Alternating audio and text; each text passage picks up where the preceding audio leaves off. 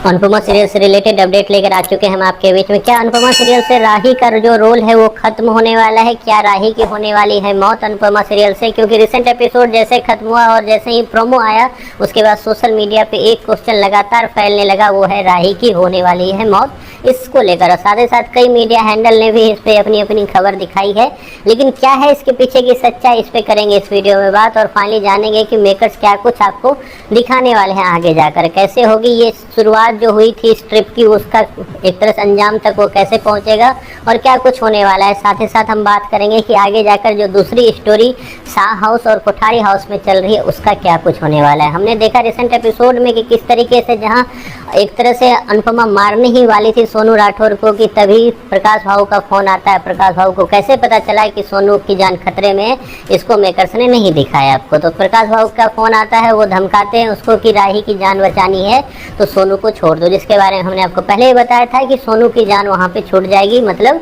अनुपमा बचा लेगी सोनू को और उसके बाद अनुपमा फिर पहुँचेगी प्रकाश भाऊ के पास। अब प्रकाश भाऊ के पास पहुँचने के बाद जहाँ उससे पता चला कि जो राही है वो प्रकाश भाऊ के पास नहीं, वो जंगल में कहीं और है, तो वहाँ पहुँच गई है। अब ढूंढते ढूंढते एक तरह से अनुपमा राही के पास, लेकिन राही को जिस हालात में अनुपमा ने देखा उसके बाद अनुपमा की भी एक तरह से पैर तले जमीन खिसक गई, क्योंकि राही एक कुएं में बंद है और वहाँ पे काफ़ी ज़्यादा बारिश की वजह से भूस्खलन होने के भी खतरे हैं। और ये सब कुछ तो होगा, लेकिन इसी बीच हम ये भी देखेंगे कि बस कुएं में बंद नहीं है, कुएं में बंद होने से पहले पत्थर भी है। और इस तरीके की जो प्लानिंग की है मेकर्स, इसमें उनको 100 में 100 नंबर मिलने चाहिए, क्योंकि मेकर्स कोई भी एक जो अंदाज है वो छोड़ना नहीं चाहते, वो हर एक एंगल लगा रहे हैं इस शो में।